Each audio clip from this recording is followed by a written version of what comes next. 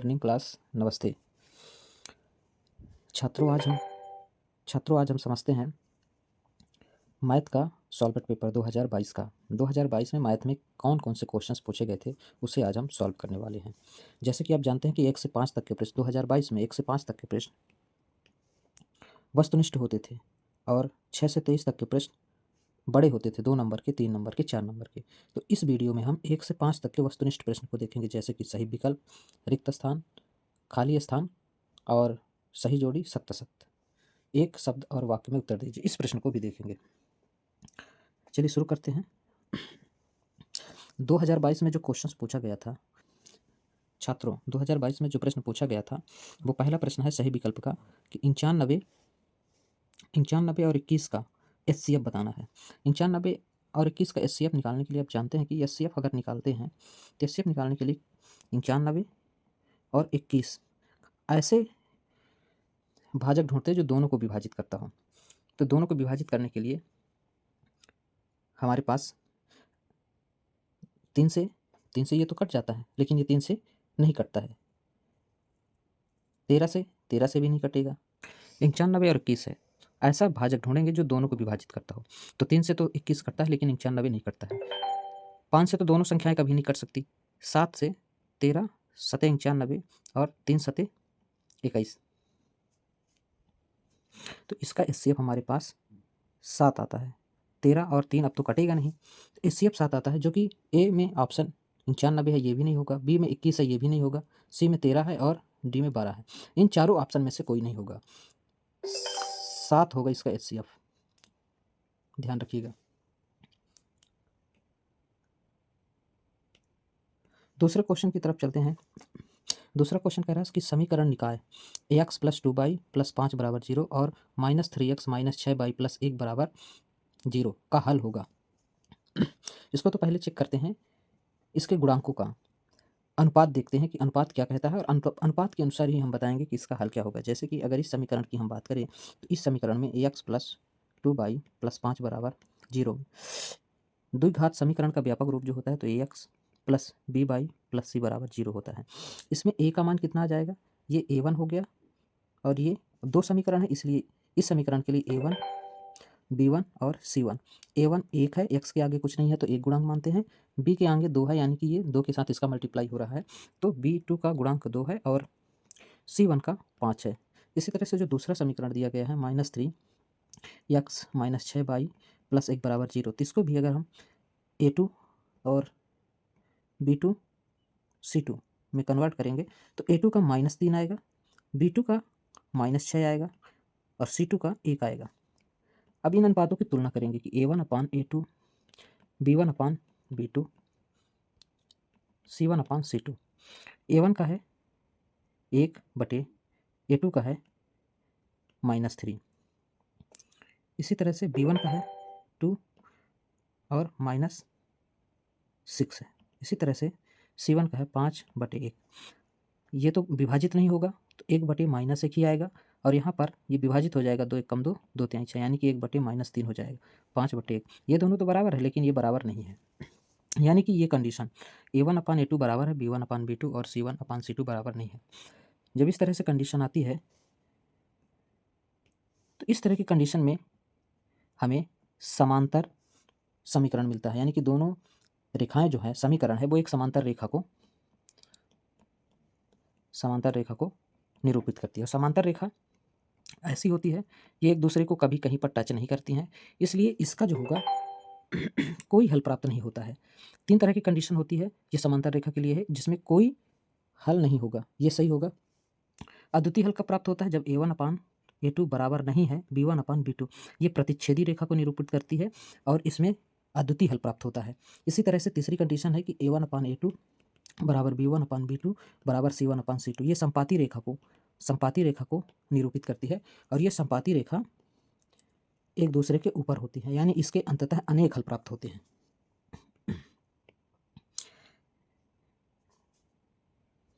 अगला क्वेश्चन समझते हैं। द्विघात बहुपद ax² + bx + c के शून्यक का योगफल। आप जानते हैं कि जब द्विघात बहुपद दिया रहता है उसके अगर 2 शून्यक हैं अल्फा और बीटा, तो अल्फा बीटा यानी अल्फा + बीटा का मान होता है -b/a। योगफल कह रहा है, यही सही होगा। और अगर कहता कि इनके गुणांकों का यानी कि अल्फा इंटू बीटा, इसका मान हो जाता है सी अपान ए, सी अपान ए होता है। तो इसका करेक्ट है सी नंबर। अगला क्वेश्चन है, चौथा है, द्विघात समीकरण x square minus 4x plus 4 बराबर 0 के विविक्तकर का मान। विविक्तकर का मतलब होता है डिस्क्रिमिनेंट यानी कि D, B square minus 4ac होता है। अब ये जो द्विघात समीकरण दिया है, इसमें पहले हम तो निकालेंगे कि ए का मान क्या होता है, बी का मान क्या होता है और सी का मान क्या होता है। तो तुलना करेंगे द्विघात समीकरण से। तो ए का मान निकल के आएगा एक्स स्क्वायर का गुणांक यानी कि 1 हो जाएगा, और बी का मान -4 हो जाएगा, और सी का मान 4 हो जाएगा। इन्हीं मान को हम इस समीकरण में रख देंगे। जब इस समीकरण में हम रखेंगे तो बी का मान दिया -4 यानी कि -4 का स्क्वायर हो जाएगा, और ये माइनस है 4 है, ए का मान कितना है 1 है, और सी का मान कितना है 4 है। ये रखने के बाद ये 4 चौक 16 हो जाएगा, और ये -4 चौक 16 हो जाएगा। दोनों सेम है और चिन्ह अलग अलग है, इसलिए ये दोनों विभाजित हो जाएगी, विभाजित होने के बाद 0 हो जाएगा। यानी कि आप कह सकते हैं कि डी का मान 0 आ गया। और जब डी का मान 0 आता है तो इस कंडीशन में ये भी कहा जाता है कि अगर द्विघात समीकरण का डी इक्वल टू 0 आ गया तो इसके 2 मूल प्राप्त होते हैं, और दोनों सेम एक जैसे मूल प्राप्त होता है। और डी का मान अगर 0 से बड़ा होता है यानी कि धनात्मक संख्या मिलती है, तो वास्तविक मूल प्राप्त होते हैं, और 2 अलग अलग मूल प्राप्त होते हैं। अगर डी का मान 0 से छोटा हो गया यानी कि निगेटिव में चला गया, तो निगेटिव में जाने के बाद क्या होता है कि इसका मान हमेशा काल्पनिक होता है। तो इसका सही आंसर हो जाएगा सी नंबर यानी कि 0। अगला क्वेश्चन देखते हैं। अगला क्वेश्चन है कि वृत्त के किसी बिंदु पर खींची गई स्पर्श रेखा की संख्या होगी। कोई भी एक वृत्त है, इस वृत्त पर एक बिंदु है, इस पर कितनी स्पर्श रेखाएं खींची जा सकती है? तो छात्रों, इस पर सिर्फ एक ही स्पर्श रेखा खींची जा सकती है, यानी कि इसका आंसर 1 होगा।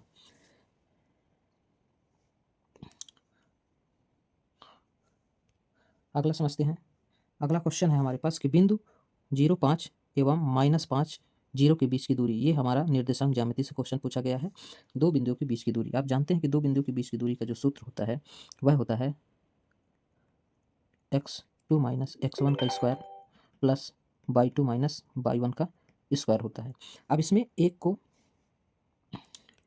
आप x1, इसको आप x1 y1 मान लीजिए, और इसको x2 y2 मान लीजिए, और यहीं पर मान रख दीजिए। जब यहाँ पर हम मान रखते हैं, वैल्यू रखते हैं, तो x2 -5 है और x1 का मान 0 है, इसका वर्ग करेंगे, प्लस y2 का मान 0 है और माइनस y1 का मान 5 है।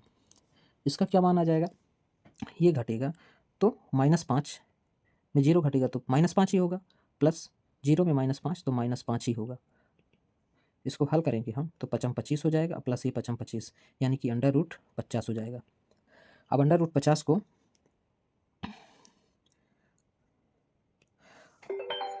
√50 को अभाज्य गुणनखंड के रूप में लिखेंगे तो 5 गुणे 5 गुणे 2 आएगा, यानी कि इसका जोड़ा बन रहा है तो 5 बाहर हो जाएगा और अंदर 2 बचेगा। ये हमारा आंसर हो जाएगा, यानी कि 5√2 सही हो जाएगा। नेक्स्ट है हमारे पास रिक्त स्थान की पूर्ति कीजिए, रिक्त स्थान की पूर्ति कीजिए। इसमें 7 क्वेश्चन है, सातों क्वेश्चन को देखते हैं। कह रहा है कि HCF गुणे LCM यानी कि ए और बी का HCF, ए और बी का LCM गुणे बराबर कितना होता है? आप लोग जानते हैं कि एक सूत्र होता है कि दो संख्याओं का गुणनफल, दो संख्याओं का गुणनफल बराबर होता है उन्हीं दोनों संख्याओं का गुणा का LCM गुणे HCF, उन्हीं दोनों संख्याओं का LCM, उन्हीं दोनों संख्याओं का HCF। तो इसमें दो संख्या दिया गया है A और B, तो A गुणे B हो जाएगा, इसका करेक्ट आंसर होगा।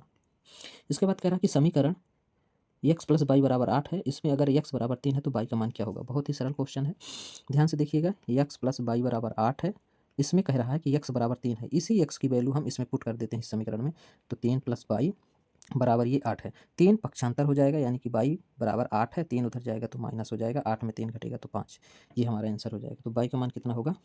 5 हो जाएगा।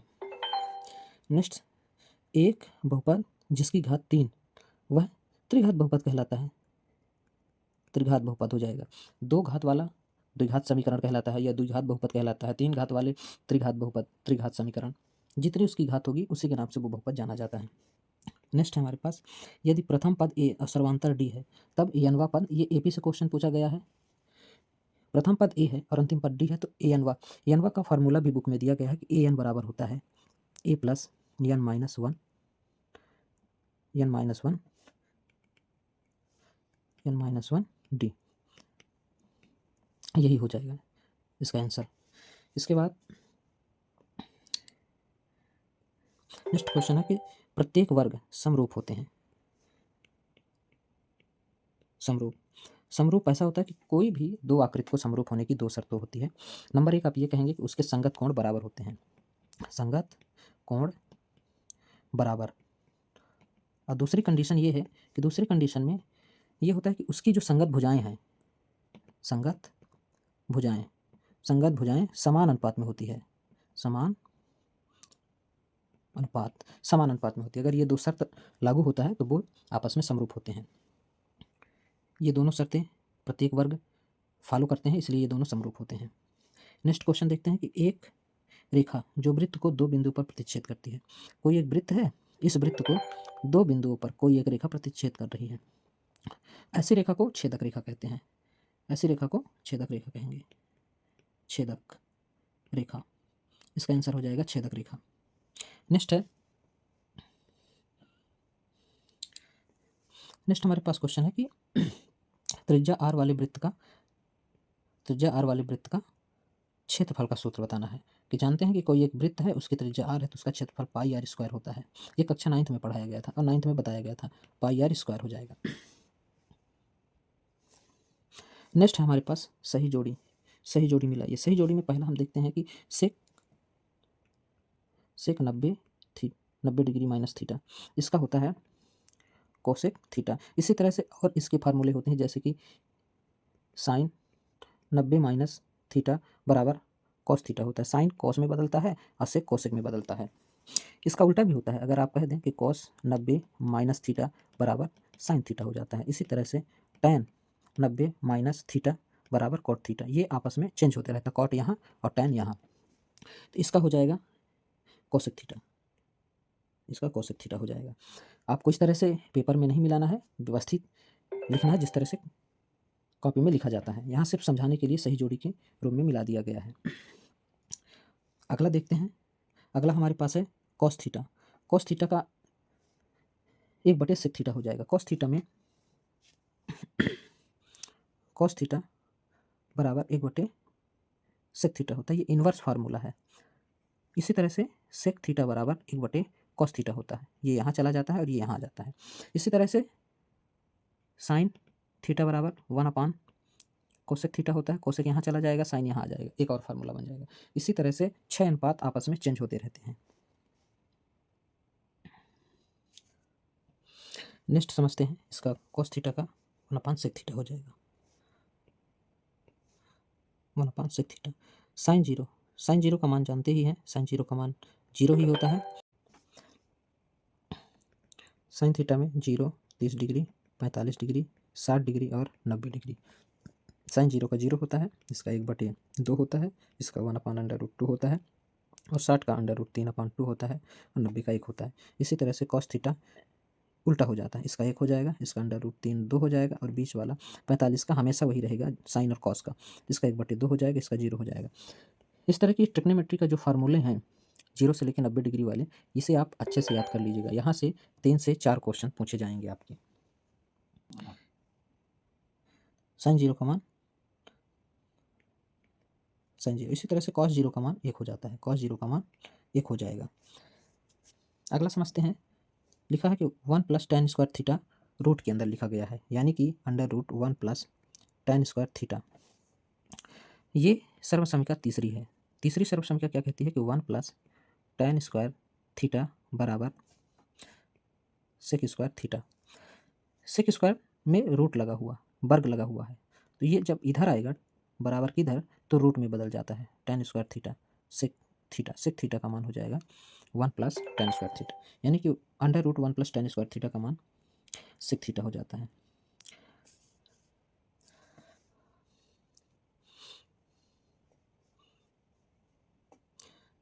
इसी तरह से हम अगला समझते हैं। वीडियो अगर अच्छी लग रही हो तो आप हमारे चैनल को सब्सक्राइब करें। और ये तो अभी सत्र चालू नहीं हुआ है, 20 सत्र से ही वीडियो बनाना शुरू कर दिया हूँ। जैसे ही अप्रैल नया सत्र शुरू होता है तो आपको चैप्टर वाइज चैप्टर और टाइम टू टाइम आपको वीडियो मिल जाएंगे, क्लास 9th और 10th की मैथ। नेक्स्ट समझते हैं 1 - cos स्क्वायर थीटा, ये भी रूट के अंदर है। ये भी हमारी समीकरण पहली है। Sine square theta + cos square theta बराबर 1 होता है। इस cos थीटा को अगर इधर भेजेंगे तो 1 - कॉस स्क्वायर थीटा हो जाएगा और इधर साइन स्क्वायर थीटा आएगा। इधर वर्ग है, उधर जाएगा तो रूट लग जाएगा 1 माइनस कॉस स्क्वायर थीटा, इधर साइन थीटा।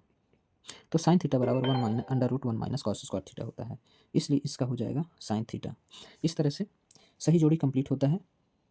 नेक्स्ट देखते हैं, प्रत्येक का एक शब्द या वाक्य में उत्तर देना है। ध्यान से समझिएगा।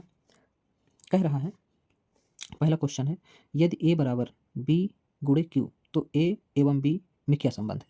ध्यान से समझिएगा, ए बराबर बी गुणे क्यू लिखा हुआ है। मान लीजिए कि ए की जगह में हमारे पास अगर 6 है और बी की जगह में 2 है और क्यू की जगह में 3, तो 3 का गुणा 2 से होगा तो 6 ही आएगा। इस तरह से हम ये कह सकते हैं कि ये जो 6 है, 6 का ये जो 2 है, तो ये क्या है, गुणनखंड है। क्या है, गुणनखंड है। अब अगर हम 6 को कहेंगे 2 का क्या है, तो 2 का 6 जो है गुणज है। गुणज यानी कि 2 का पहाड़ा पढ़े हैं, 2 एक कम 2, जैसे 2 गुणे 1 बराबर 2 होता है, 2 गुणे 2 बराबर 4 होता है, 2 गुणे 3 बराबर 6। तो ये जो आ रहे हैं ये 2 के क्या है, गुणज हैं। तो ऐसा भी कह सकते हैं कि ए जो है बी का गुणज है। और दूसरा ये भी कह सकते हैं, ये भी कह सकते हैं कि जो बी है ए का गुणनखंड है। ये भी कह सकते हैं कि गुणनखंड है। ठीक है, नेक्स्ट समझते हैं। कह रहा है कि यदि ए बी और सी वास्तविक संख्याएं हैं और ए बराबर 0 नहीं है, तब द्विघात समीकरण किस रूप में होगा। आप लोग जानते हैं द्विघात समीकरण का व्यापक रूप होता है A X square plus B X plus C बराबर 0। इसका ये आंसर हो जाएगा। समकोण त्रिभुज प्रमेय का नाम लिखो। समकोण त्रिभुज प्रमेय का नाम पाइथागोरस प्रमेय है। इसको पाइथागोरस प्रमेय के नाम से जाना जाता है, पाइथागोरस प्रमेय। पाइथागोरस प्रमेय हमेशा समकोण त्रिभुज पर लागू होता है। 90 डिग्री के सामने वाला कोण हमेशा कर्ण कहलाता है।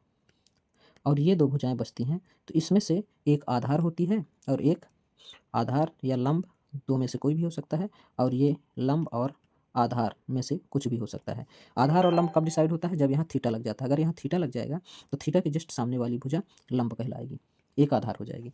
तो पाइथागोरस प्रमेय का जो सूत्र है वो ये कहता है कि कर्ण का स्क्वायर करने पर जो लंब का स्क्वायर मिलता है उसको और आधार का स्क्वायर को आपस में प्लस करने पर कर्ण के स्क्वायर के बराबर होता है। यानी कर्ण का स्क्वायर बराबर लंब का स्क्वायर प्लस आधार का स्क्वायर होता है। नेक्स्ट समझते हैं। नेक्स्ट क्वेश्चन हमारे पास कि मूल बिंदु से एक्स वाई की दूरी लिखो। एक बिंदु मान लेते हैं कि मूल बिंदु है, मूल बिंदु का निर्देशांक 0 0 होता है और एक बिंदु है हमारे पास बी जो कि एक्स वाई है। इन दोनों बिंदु के बीच की दूरी अगर निकालेंगे तो हमारे पास फार्मूला ये होता है, दूरी का सूत्र होता है x2 माइनस x1 का square plus y2 minus y1 का स्क्वायर। यहाँ इसको x1 y1 x2 y2 मान लीजिए। मानने के बाद अगर इस पर अप्लाई करेंगे आप तो x2 का मान x है और x1 का 0 है, तो इसका स्क्वायर हो जाएगा। इसी तरह से y माइनस 1 y माइनस 0 का स्क्वायर हो जाएगा। तो यहाँ से ये निकल के आएगा under root x square plus y square. यही हमारा आंसर हो जाएगा, यानी कि इसका हो जाएगा under root x square plus y square.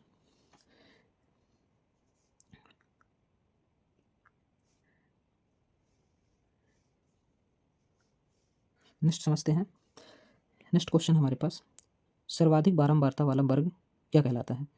तो ये सांख्यिकी से लिया गया है। सर्वाधिक बारंबारता वाला वर्ग हमेशा बहुलक कहलाता है, याद रखिएगा।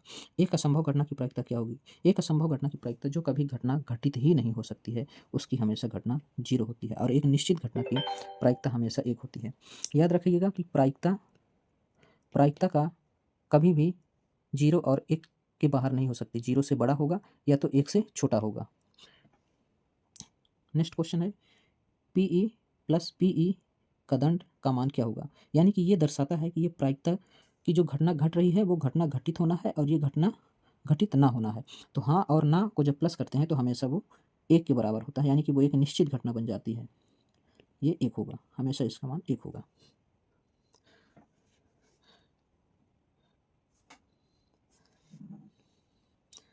हमेशा इसकी घटना 1 होती है। प्रायिकता हाँ की और प्रायिकता नहीं को प्लस करेंगे तो 1 आएगा, इसकी 1 आंसर हो जाएगा। अगला समझते हैं, निम्नलिखित में सत्य और असत्य बताना है। सत्य और असत्य में आते हैं। पहला क्वेश्चन है x माइनस वन बराबर 0, x का मान 0 और 1 है। देखते हैं x माइनस वन और x बराबर 0 है, यानी कि एक बार ये x के बराबर 0 हो जाएगा तो x का मान 0 है, और एक बार x माइनस वन बराबर 0 होगा तो x रहेगा, एक उधर जाएगा तो माइनस में है तो प्लस में हो जाएगा, यानी कि x का मान 0, x का मान 1, यानी कि ये सत्य है, सही कह रहा है, 0 और 1 होगा। दूसरा क्वेश्चन समझते हैं। दूसरा है कि समांतर श्रेणी 10, 7 और 4 का 10वां पद -17 है। ये क्या सही है? देखते हैं 10वां पद -17 आता है कि नहीं। तो आप जानते हैं कि एक एपी दिया गया है, इस एपी में ए का मान 10 है, और डी यानी कि सर्वांतर हम जब निकालते हैं तो दूसरे पद में पहले पद को माइनस करते हैं, तो जब माइनस करेंगे तो 7 माइनस 10 होगा तो -3, डी का -3 हो गया। एन बराबर क्या है? 10वां पद कह रहा है, यानी कि एन बराबर 10 है। अब इसको इसके फार्मूला में लगाएंगे, एनवा पद, यानी एनवा पद का फार्मूला होता है ए एन, और यहाँ पर ए एन भी दिया गया है। ए एन कितना दिया गया है? -17। यही चेक करना है कि -17 आता है कि नहीं। ए एन बराबर A plus one N minus one D होता है। तो ए का मान कितना है? 10 है, प्लस एन दिया गया है 10वां पद 10 माइनस वन, गुणे डी का मान -3 दिया गया है, तो ये 10 हो गया, प्लस ये 9 हो जाएगा, गुणे माइनस का 3 हो जाएगा, ये 10 हो गया, और ये 9 तिरिक 27 हो गया, 27। अब 27 में 10 घटेगा तो 17 आएगा, लेकिन ये बड़ी संख्या में माइनस है तो माइनस होगा, -17 आ रहा है, यानी कि ये भी करेक्ट है, 10वां पद -17 ही आएगा। नेक्स्ट क्वेश्चन देखते हैं।